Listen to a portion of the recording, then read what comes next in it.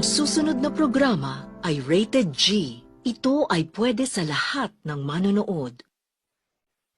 Sila ang nakakuha ng Lucky Stars. Nagpakatotoo kaya nagliwanag ang tunay na pagkatao. Sila ang nakakuha ng Lucky Sons.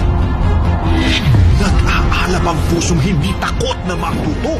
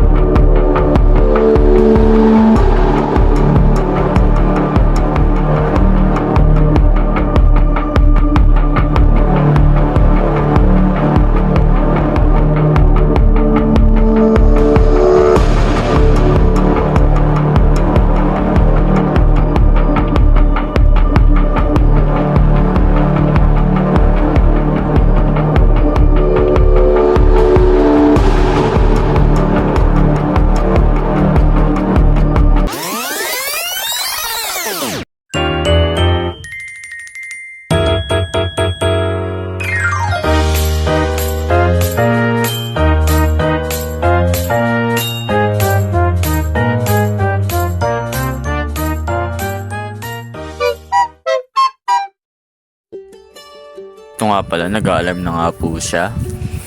Okay. Hoy, gumising ka na dyan. Malapit na matapos yung alarm.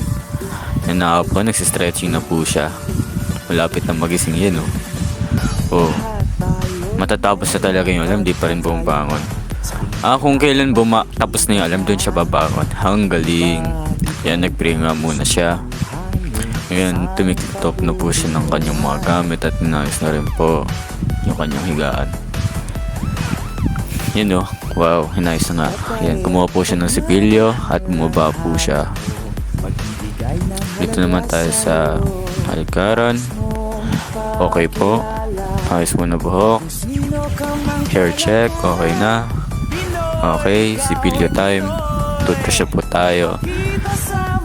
Ako dito, nag-i-emote rin to habang tututbrush yan. Napakagaling. Ito na nga po, tapos na siya mag-toothbrush. Iting tagumpay. Galing. Okay. Ito naman po, nalagay siya ng face mask. Wala, nag-i-emote pa rin. Okay. Tapos na po siya doon. Okay po. Ngiti-ngiti. Ito naman po tayo, tumaas ulit tayo. Dito. Ito naman, inaayos niya po niya yung kanyang mga gamit. Bumaba ulit po siya para kunin ang kanyang towel. Galing. Pagkatapos naman po, naligo na ka siya. Taas ulit, pumutaas ulit. Tapos dito naman, inayos niya yung mga buhok niya. Lagay siya ng clippers doon sa buhok niya. Ngayon naglalagay siya ng parang clip sa mukha niya. Spread out dito yung sa mukha niya. Naglalagay siya ng kung ano namang substance yung nilagay sa mukha niya. Ito po, lagay tayo ng body cream. Okay. Yan. Lahat ng katawan. Siyempre kasama yung paa. Okay, naglagay ulit siya ng mga substance sa mukha niya. Okay. Naglagay siya ng foundation nata. Yan. Yup. Ito pala yung routine mga babae. Ito. Yan. Lagay siya ng parang makeup. Makeup nga. Naglalagay siya ng makeup sa mukha niya. Ito naman. Dun sa mga mata niya. Naglalagay na rin po siya ng eyeshadow. Tapos nais na po rin niya yung mata niya. Yan. Napadarken yun. Okay na rin na lipstick. Okay. Tapos lagay ulit ng hair setter para dun sa hair. Tapos yan. Ito nga pala si Mang Aaron, nagpipray muna siya bago po siya kumain. Ngayon po yung nakaano siya dahil tapos na siya magpray. Yan, binigyan po siya ng baon. Yan, iinom na po siya ng tubig at iinom na rin po siya ng kanyang gamot. Ito nga po guys, nag-ayos po siya ng gamit. Yup. Tapos yan, nagawa siya ng pabango dito, syempre kailangan ng pabango eh. Tapos ngayon, papunta na po siya sa INHS. Nakasakit po na siya ng tricycle o motorsiklo, papunta ng INHS. Ngayon, bumaba po siya at naglakad na lang papunta dito. Ngayon, nandito na po tayo sa INHS. Napakadilim kasi sobrang aga po niyan eh. Syempre, tataas muna tayo sa building na ito para makapunta siya sa classroom niya. Ayun na nga po, nasa classroom na po siya. Ito naman po, nag-vlog po siya. Okay. Itong vlog na to, magsusulat naman siya. May transition. Galing. Okay. Nag-iisip po siya kung ano susulat niya. Sulat ulit. Isip ulit. Yun, nag-gets niya na. Nagsulat ulit. Inisip na naman. Nagsulat ulit. Galing. Nagsulat ulit. Inisip niya, nagsulat ulit. Unting isip, unting sulat. Isip ulit. Ito nga pala, lumalakad po siya dun sa INHS. Yup. Yan po, napakita niyo po yung mga e-bike sa korte. Palaging may e-bike dun eh. Tapos yan po, bigla kang nagdidila. Ito nga pala, nandun po siya, nagdi-discuss po siya dun sa TLE group niya.